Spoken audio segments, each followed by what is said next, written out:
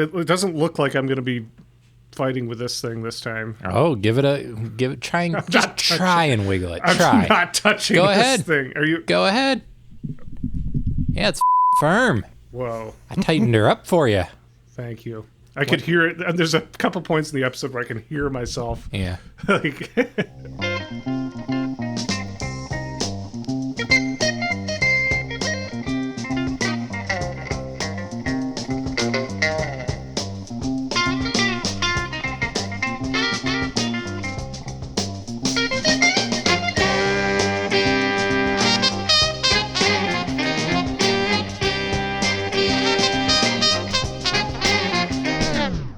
Welcome to I'd Buy That for $1, a podcast about inexpensive, common, and underappreciated records that are waiting to be rediscovered. I'm your host, Sean Hartman, and I wake to sleep, and taking my waking slow, I learn by going where I have to go. That was Seussian. Yeah, it's poetry.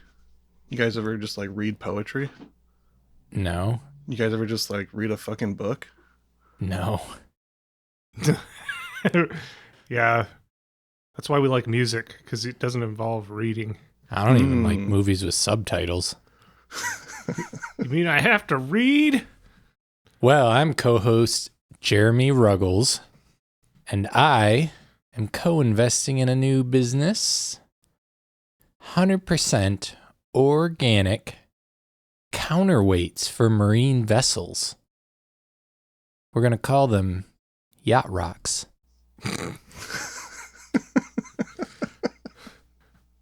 I truly That's did brilliant. not know where you were going with that, but A+. Thank you. Do you need any investors? Because I'm 100% behind this concept. Oh yeah, I'm gonna need a few strong people to help me lift these rocks. I'm there. I'm there too. And I am co-host Peter Cook, and I had a discussion with 2007 Peter Cook, 27-year-old Peter Cook, who was listening to a lot of challenging, obscure music, and he is not happy with what 41-year-old Peter Cook has become, listening to Michael Frank's The Art of Tea. But you know what? Fuck him. Whoa. This record rips. True. And this record is, maybe a bit, how do I want to put it? Polarizing? It's more polarizing than you might anticipate, but we'll get to that later. It's underappreciated in certain audiences. He's got plenty of fans out there, but some people just think that he's terrible, and we're about to maybe change some minds, maybe not. We'll see. Agreed. I want to start with what I think is either the most grabbing of the songs or maybe second most. It's probably my favorite, though. St. Elmo's Fire. Definitely my favorite on this record. Such a good track. It's up there with, I like Mr. Blue a lot, too. Those two kind of fight for the top spot for me. I like Mr. Blue all right, but I can definitely understand why that's your jam. So this is Michael Frank's The Art of Tea, Side A, Track 4. What year is this? 1976. And this song is again called St. Elmo's Fire. Correct. All right, let's get into it.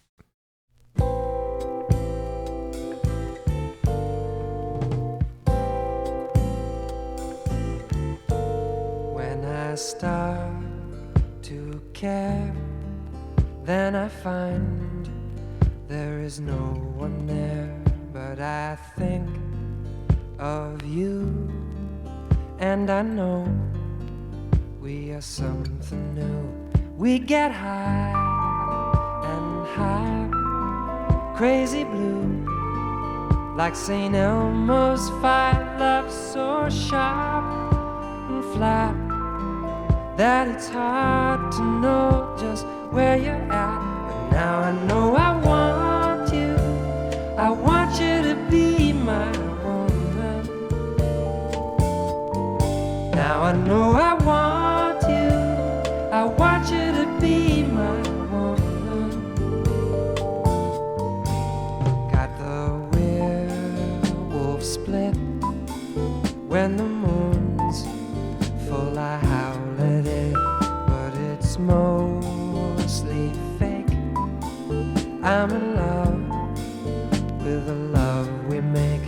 We get higher and high, crazy blue, like St. Elmo's fire. Love so sharp and flat that it's hard to know just where you're at. And now I know I want you to be my woman. Now I know I want you to be my woman.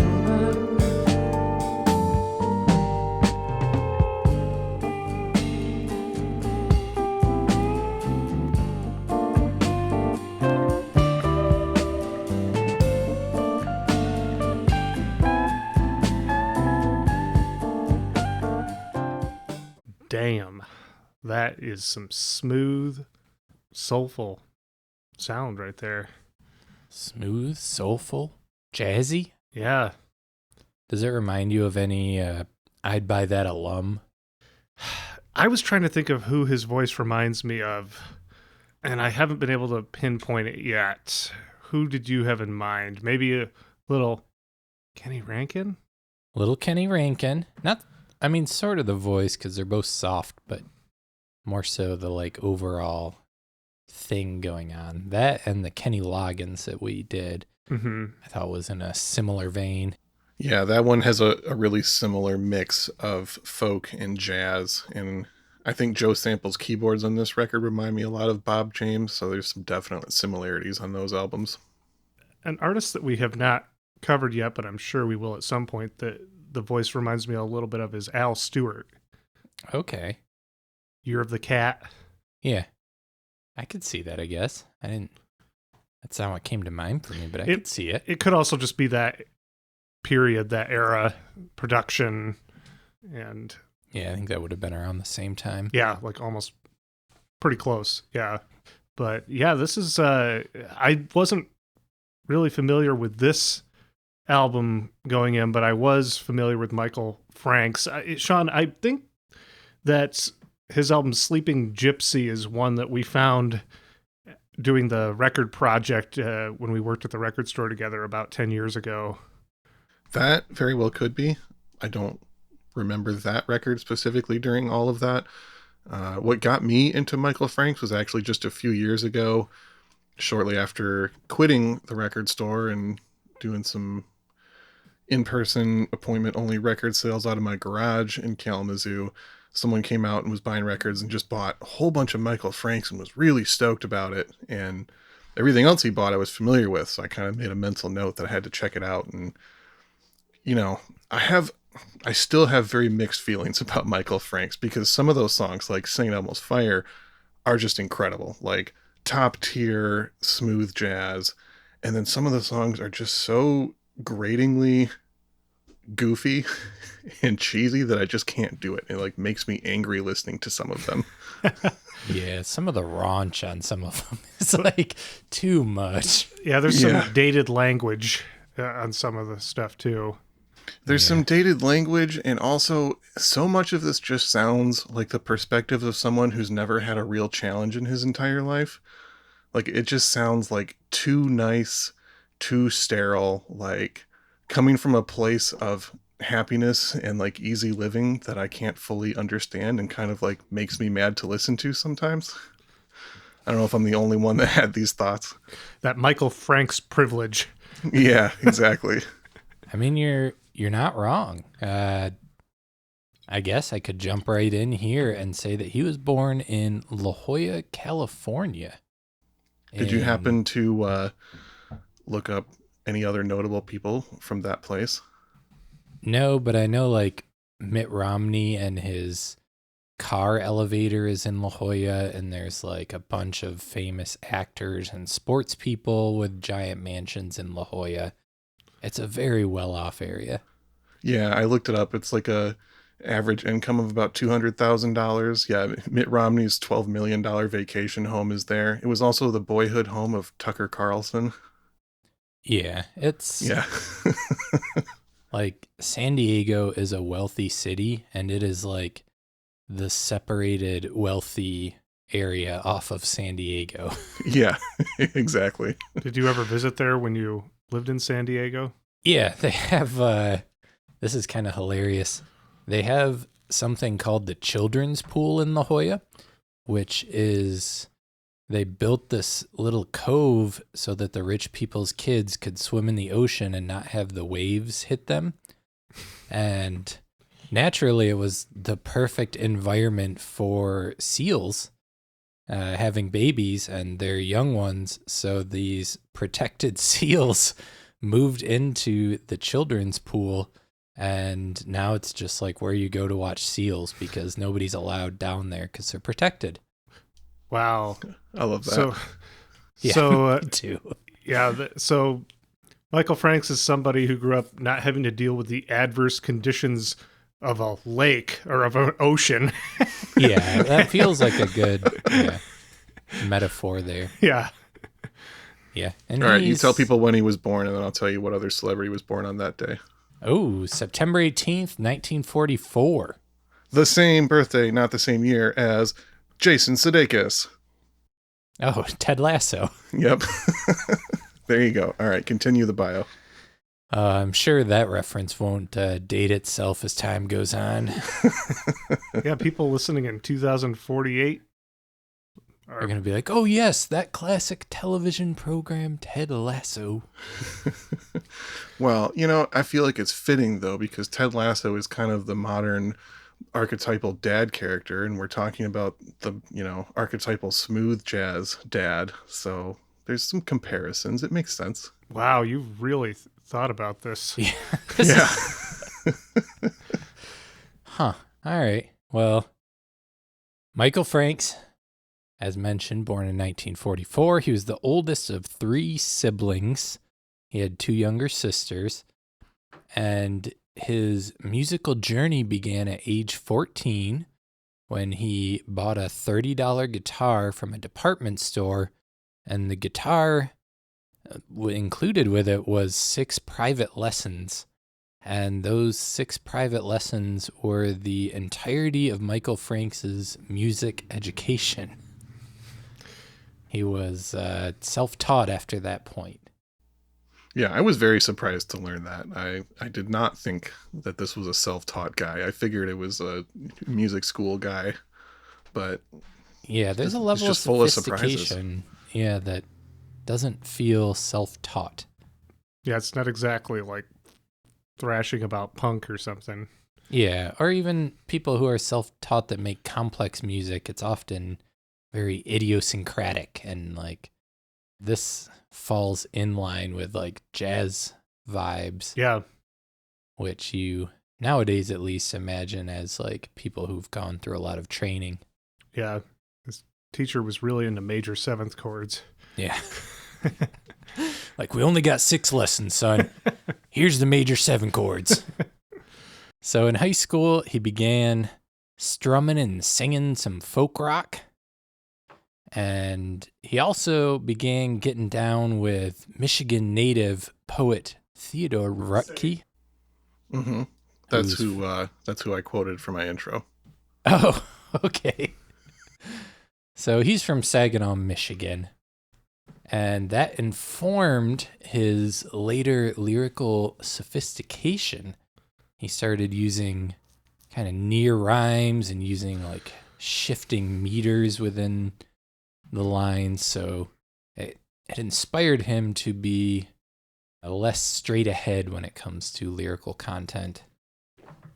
And what continued that was his study at UCLA, where he studied comparative literature. And this is also the time he was getting into jazz music and listening to a lot of jazz. After he graduated UCLA with a bachelor's, he started teaching at various universities. And while he was teaching, he began his music career in earnest, composing for films. And he wrote an anti-war musical called Anthems in E-flat. So he wasn't recording an album or anything yet, but he was starting to put music out there into the world whilst he was teaching literature at a bunch of universities. Are you going to mention who the star of his Anthems in E-flat musical was? Oh, I didn't write it down. I'm so horrible with actors and actresses, so I... Well, it just so happened to be a pre-Star Wars Mark Hamill while he was like in high school. Okay. Yeah, he would have been very young at that point. It was like 68 or so. Yeah, that's about right. So Mark Hamill would have been 16, 17 probably. Yeah. So I would just like to point out that this is now the second Brazilian music-inspired artist who gave work to a leading actor from Star Wars before Star Wars. Beautiful. Yeah. I know there was a bunch of famous names in the movies he was doing soundtrack work for as well, but I didn't write any of them down because, wow, I don't care. What was the Harrison Ford connection? Wasn't that who the other Star Wars person was? Sergio Mendes hired him to build a recording studio for him. That's what it was. Yeah. So let's rip into another song here. Let's do my second most favorite one, Mr. Blue. Not Mr. Blue Sky No. by ELO. No. Also a good song, but not on this album. So we're talking a little bit of Side B, track 4.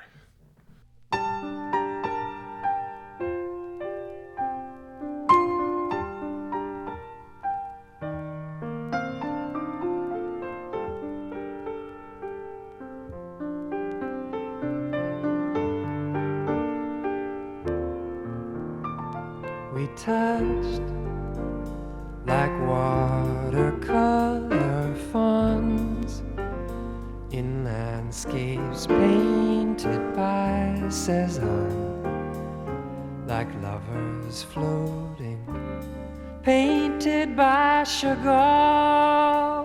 But you and I were you, I then. We thought the rush would never end. We thought the sky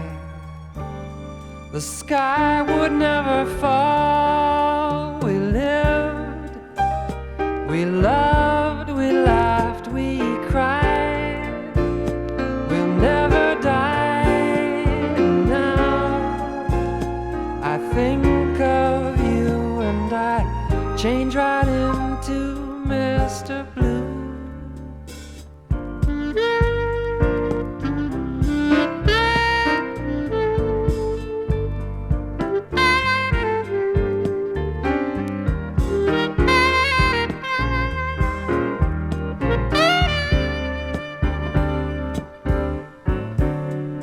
We lived, we loved, we laughed, we cried. We'll never die. Now I think of you and I change right into I'd read that a lot of Michael Franks' early influences were more in the kind of big band, Tin Pan Alley, Great American Songbook, and swing music fields. And I feel like that track is a pretty good example of some of those early influences showing in his music. Yeah, there's less folk in that one. It's a little more just vocal jazz, and you really hear his, like, the timing of the words and everything, how it kind of leans jazzy. He doesn't have like a crazy range, but he has like a nice palette within in the jazzy feel, I would say. Yeah, as much as these songs do all fit well together, there's a pretty good variety of smoothness. True. If you had handed me the lyric sheet for that song without me hearing the music, the singing, and asked me to name what songwriter had written that song, I would have guessed Jonathan Richman. Oh yeah, because he's name dropping obscure painters. Yeah, Cezanne, Chagall. Yeah. Yeah, I was like, wait, these sound like Jonathan Richman lyrics.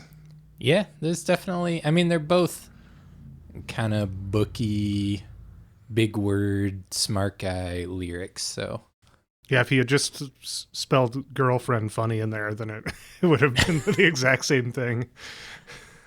true. Good song, though. Good song.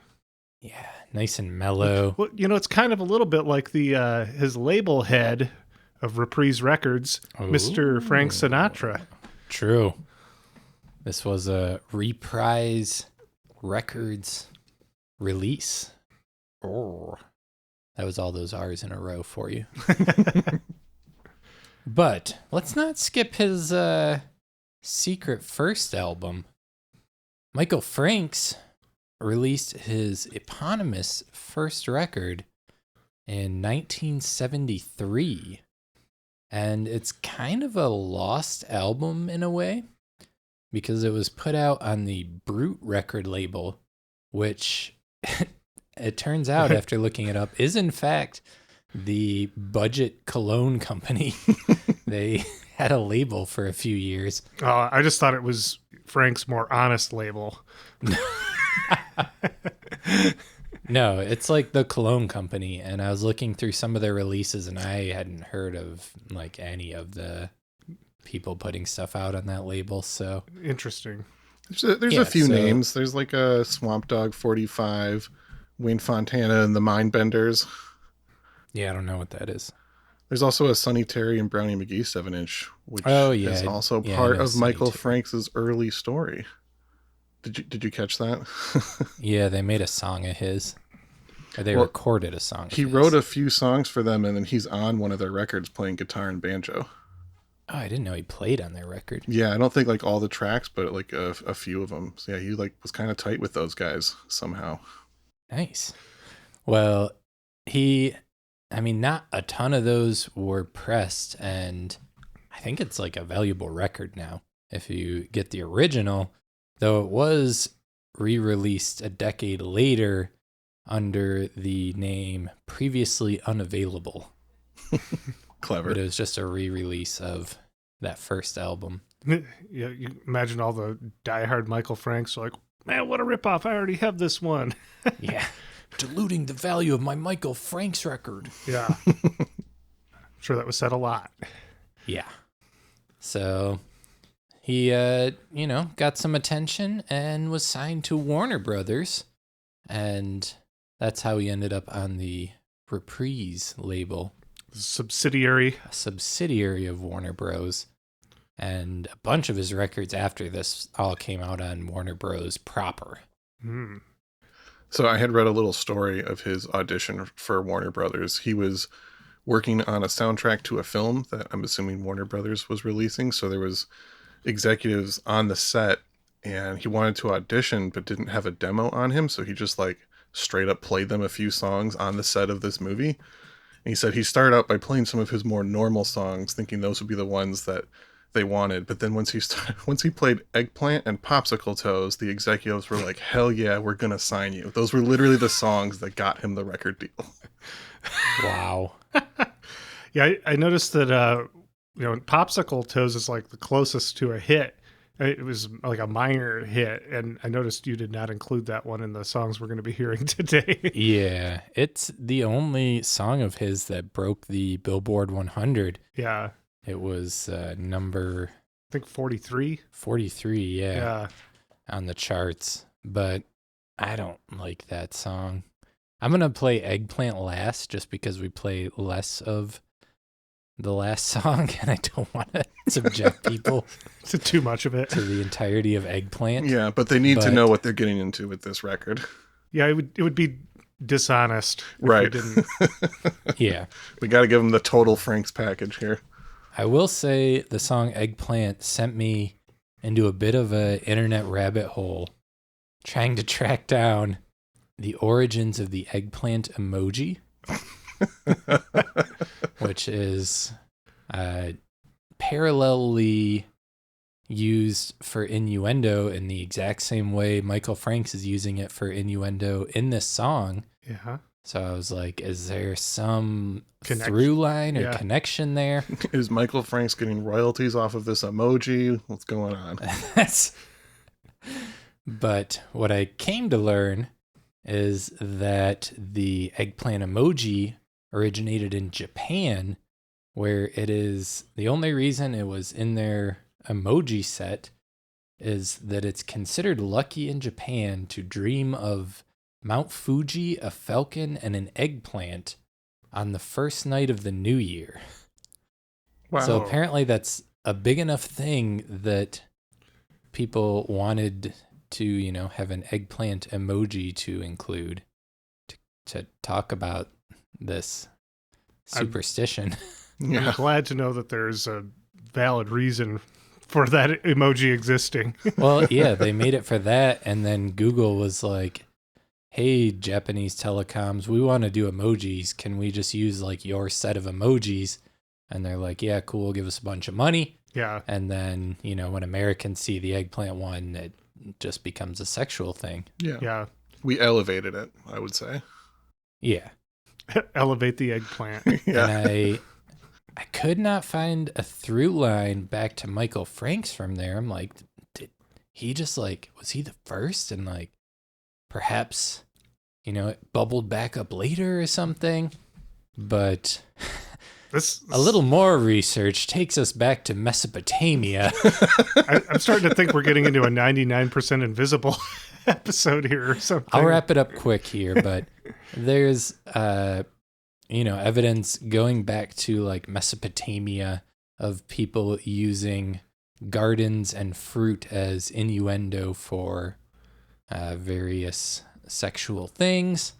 And the earliest direct eggplant usage I found was Giovanni de Udine had a very sexual painting of an eggplant in 1518. You did your research here. Yeah, that's where I put a lot of my effort, was into getting to the bottom of this eggplant thing. But we'll play the eggplant song last, so that you don't have to hear it all. Unless you're a pervert, go find it and you can listen to the whole thing. Now, I want your best guess on the percentage of Michael Franks fans that realized that song and many, many other Michael Franks songs are in fact sexual innuendos. Oh, it feels so obvious to me, but maybe I'm just a pervert. Yeah. You're the one that put a lot of research into the eggplant emoji. You're not wrong. You're obviously the expert in this field, so just give me your best ballpark guess on this percentage here. Yeah. 15%.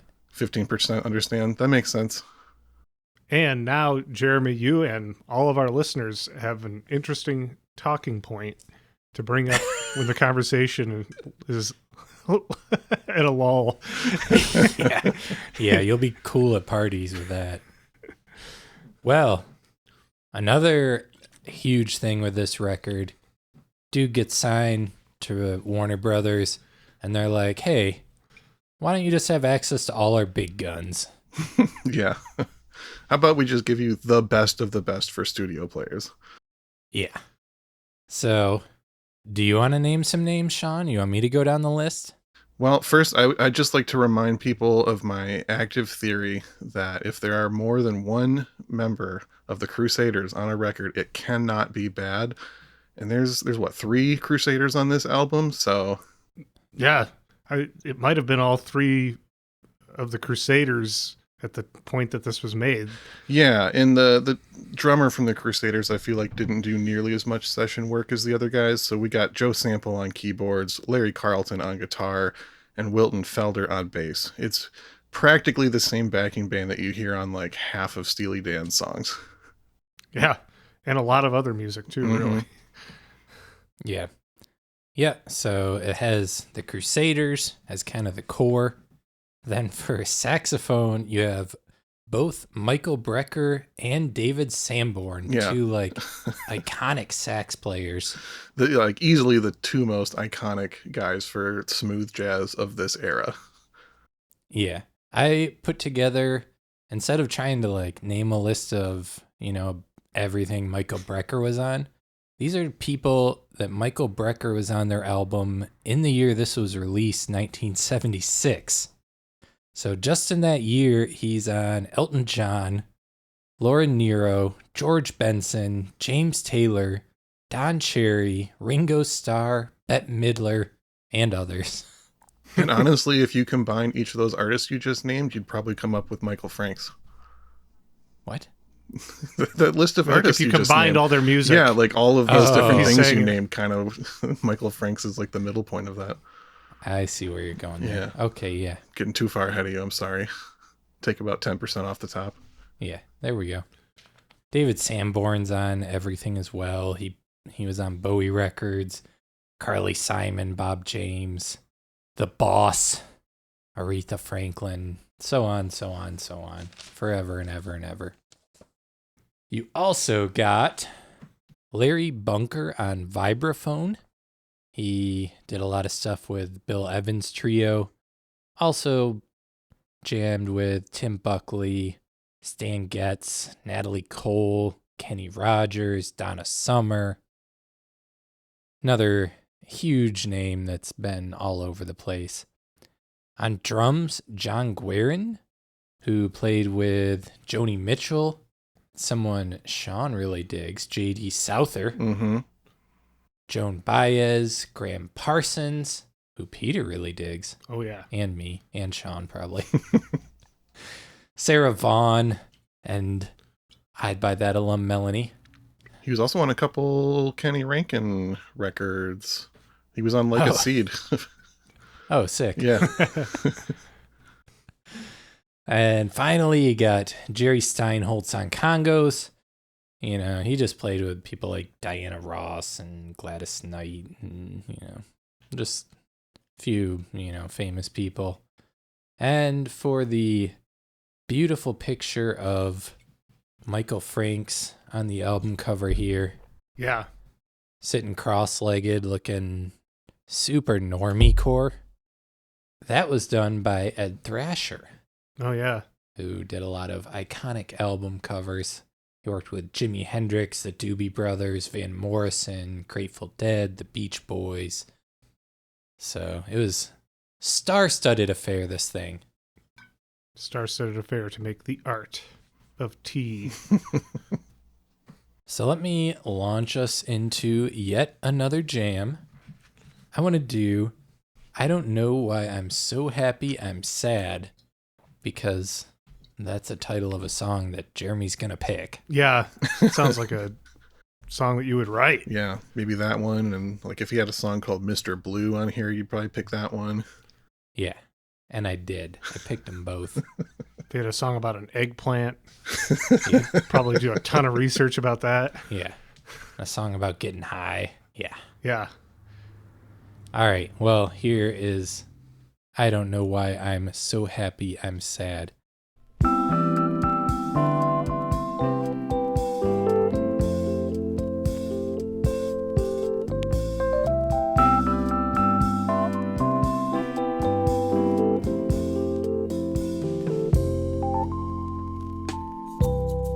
I don't know why I'm so happy I'm sad. I'm in trouble,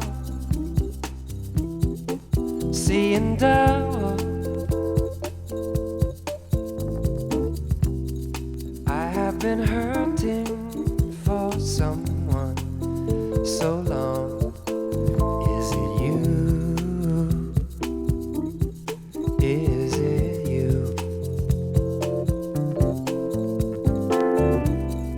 We're like a scene from the African Queen. We're so slam bang, we're so yin yang. You had my heart followed and you locked it and swallowed the key.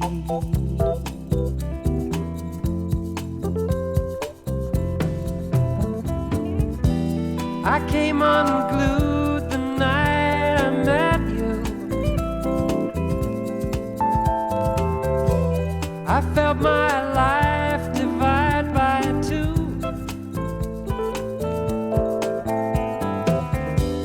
You'd think by now I would know better. Love is always blue.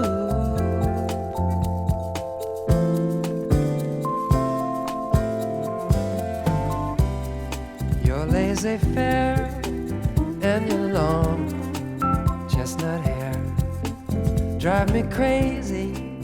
I saw a lot of reviews of Michael Frank's music and this album in particular where they talked about how his vocal style was what really set him apart and made him completely unique amongst his peers. And only a few kind of correctly pointed out that a lot of this was bossa nova influence. If you listen to a lot of the singers in that field, especially like, about 10 years before this, it's a very laid back kind of airy vocal style. And I feel like he took that and adopted it perfectly to this kind of smooth jazz style. Also on his follow-up record to the Sleeping Gypsy, you can hear a lot more of the bossa nova influence going on. But I mean, particularly if you listen to artists like Astrud Gilberto or Antonio Carlos Jobim, guys that he was very influenced by, you'll definitely hear that. Yeah, Stan Getz as well was a big influence for him. Yeah, the Getz Gilberto record. And like cool jazz as well, like Dave Brubeck or I'd Buy That alum Wes Montgomery. I also saw that his parents listened to a lot of Peggy Lee when he was a kid. Yeah. And other swing. That's where a lot of the swing vibes came from, apparently. Yeah. Something I found quite interesting, to go back to his polarizing elements. I read this, I don't even know what to call it. It was like a news article, but it really just seemed like an apology from a guy who did programming for a smooth jazz radio station. And he gets into, Michael Franks should be like the poster boy for smooth jazz. He's a legacy act by the time all these smooth jazz stations start popping up in the 80s. And his music in the 80s started to bend more in that direction. But you don't actually hear Michael Franks on those stations very often. And that's because he playtests horribly with the audiences that listen to smooth jazz stations. He was in like the bottom 10% of things they would play test. So he didn't get much airtime because those were infamously corporate stations that would just play things by the numbers. Interesting. We would be remiss to not mention that he also was, I don't know what the right word is, a figure in the Quiet Storm radio format, right? Yeah. Yeah, I definitely read that he was considered like an architect of that sound. And okay, maybe he wasn't featured on the smooth jazz radio of the 80s, but when the Quiet Storm radio show started in DC just a few years after this, actually, I think it was like 77 when it started, the format was named after the Smokey Robinson album from 1975, Quiet Storm. But Michael Franks, in a lot of ways, was kind of that perfect sound and got some play on there. Yeah, and definitely leaned into the innuendo aspects and the jazzy, sophisticated parts. Mm-hmm. Yeah, he's like everything in that world wrapped into one, I feel like. And also one of the few white artists that is notable in the Quiet Storm genre. It's pretty much just like him and Bobby Caldwell. That tracks. So is it time for me to debut a new segment on I'd Buy That for $1? Oh, a new segment? A hot new you segment. Didn't even tell us. I've got a new one, boys. I think it's going to be a hit. This new segment is called Sean Reed's All Caps User Reviews. Oh, boy. Yeah, let's hear it. All right, I got 3 really good, genuine, online sourced user reviews. You ready? So because these are all caps, I kind of struggled to really get the tone right, but I'm going to do my best. So here goes. Well, just this means for you, for listeners out there, these are written in all capital letters. Yes. Reviews, just user reviews online. Yes. So turn your dials up while he reads these, and then you can turn it back down when he's done. to get the full effect. Okay, review number 1. Michael Frank's album is truly amazing. I used to own his jazzy music, and lyrics are so mellow from this jazzy fellow, and I truly miss hearing them all. Mr. Blue, popsicle toes, night movies, the lady wants to know, I don't know why I'm so happy, but sad. Just to name a few, yes, he's in a class act of his own too, and his music is great to have around. Are these all caps, no punctuation? Yeah, and like very weird line breaks, and like sometimes there's commas, but like, you know, it's a struggle to really figure out how to read these properly, but I'm doing my best.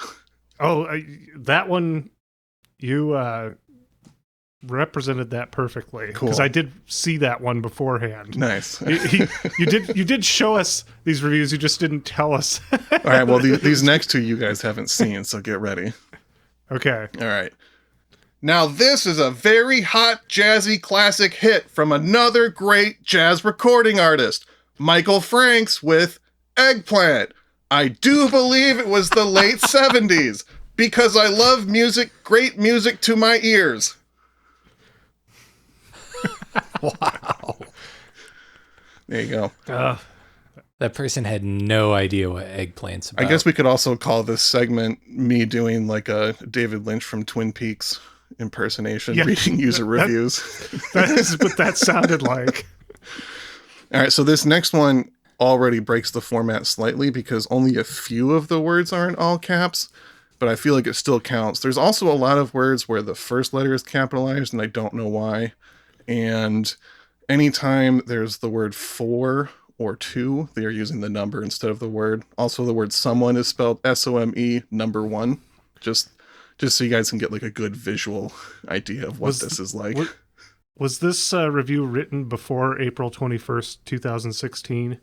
I didn't look at when it was posted. I just thought maybe Prince had written it. It's entirely possible. But anyway, here's the third and final review. I love this song so much. It was dedicated to me by the man who stole my heart.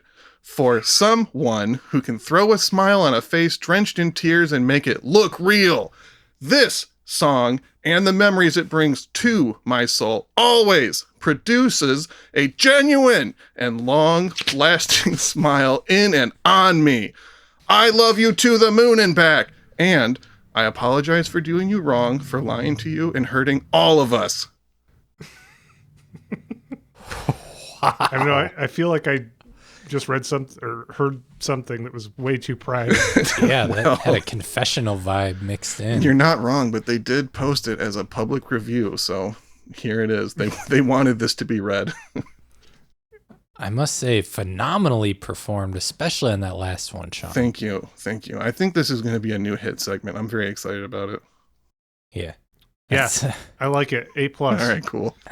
I think that also captures the polarizing nature of Michael Franks, because the people who love him love it. Yes. And then a lot of people don't like it. So he had this kind of weird thing where he obviously had a strong fan base, but like you said, he was still kind of an underground artist. You know, you had to be a smooth jazz head to really know about Michael Franks. Not everybody was hip to this dude. I feel like you see him all the time in the dollar bin, though. Yes, definitely one of the easiest records we will talk about to find in a dollar bin. I think that was, maybe if you and I didn't get into Sleeping Gypsy together, Sean, I might have just at one point put it on because I saw it all the time. Yeah, and the artwork on that one is cool too. Yeah, I think I was like, this has cool artwork. I gotta see what it sounds like. And that was probably about the time that I realized that I was coming out of this whole gotta listen to challenging music phase.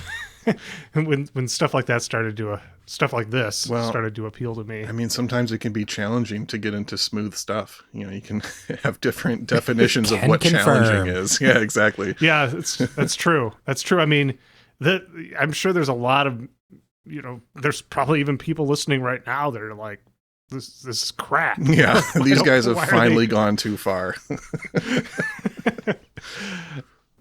We hear you, listeners. We understand, but we're in a different place than you are right now. Yeah, just hang in there. One day it's gonna click. This is a funny thing about while I've been listening to this episode, it's coincided exactly somehow with me getting into metal music for the first time in my life. I've like never listened to metal. So I'm like alternating between just the most brutal, fast metal seems to be what I like. And then like cutting back to Michael Franks to do some listening and research. So Wouldn't have it What any have you other been way. Listen to a little Blood Incantation. some Blood Incantation, Full of Hell, who I'm going to see. And Panopticon is one I've been really digging. So getting into all those weirdos for the first time.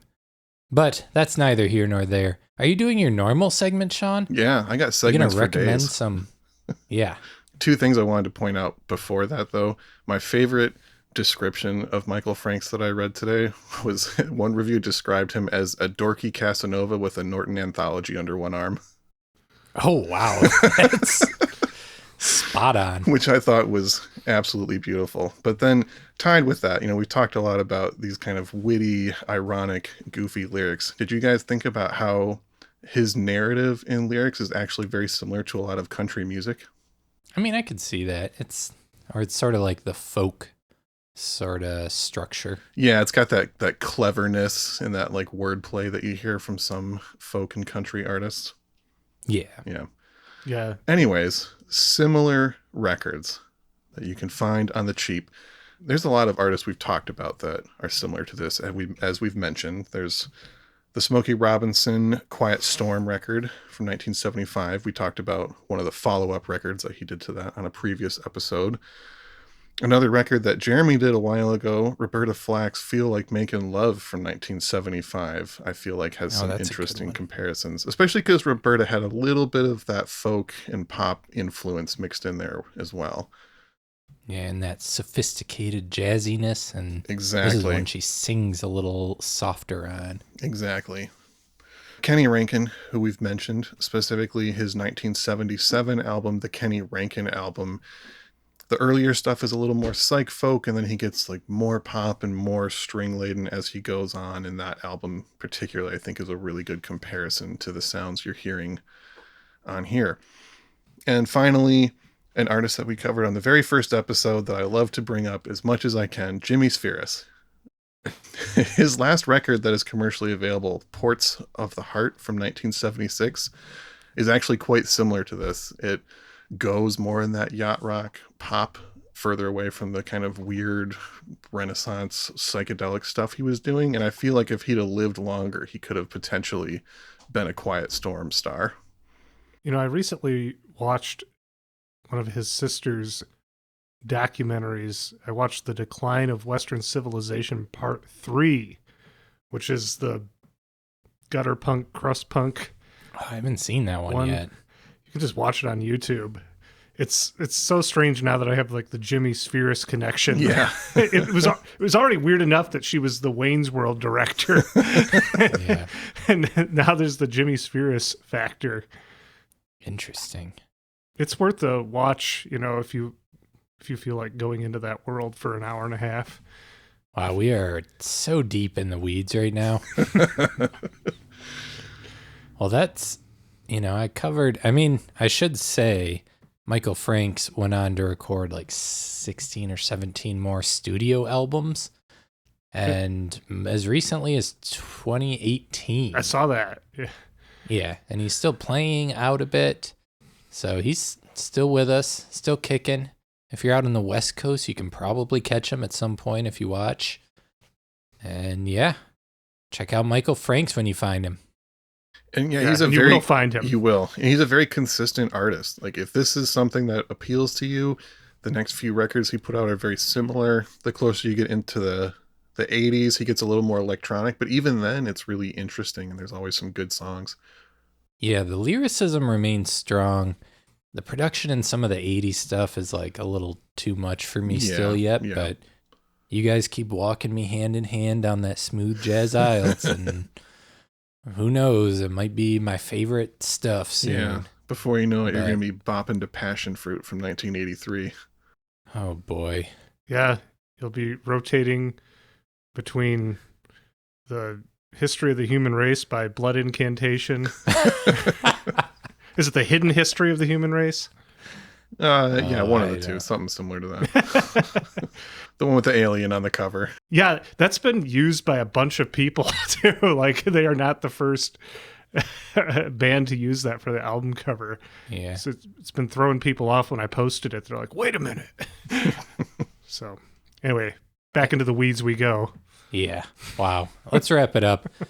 I'm going to leave you with Eggplant because I hate you all. Just kidding. But it feels dishonest to not have, as you mentioned, the innuendo, because it's pretty common in a lot of these, Yeah. including his hip popsicle toes, which is, I don't know. Feet just gross me out in general, so it just, ugh. Yeah, pretty soon we're going to feature the Toe Fat album, and Jeremy's going to love the cover for that one. No. So, yeah, we talked a lot about this already, so I don't know this track that we're going to feature going out, so I don't know if there's much more to say. Nope. It's side A, track 2. Thanks for listening. I'm Jeremy Ruggles. I'm Sean Hartman. And I am Peter Cook. This has been I'd Buy That for $1. Don't forget to eat your eggplants raw with mayonnaise.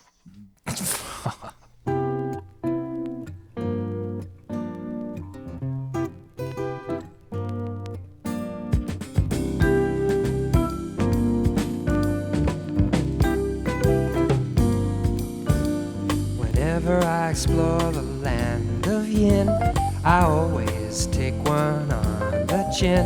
And now this lioness has almost made me tame. I can't pronounce her name, but Eggplant is her game.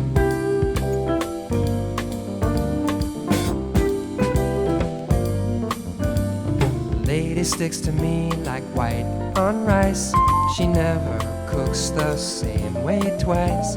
Maybe it's the mushrooms, maybe the tomatoes. I can't reveal her name, but Eggplant is her game.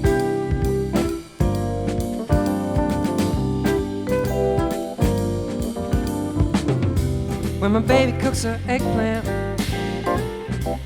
she don't read no book. She's got a Gioconda kind of dirty look. And my baby cooks her eggplant about 19 different ways.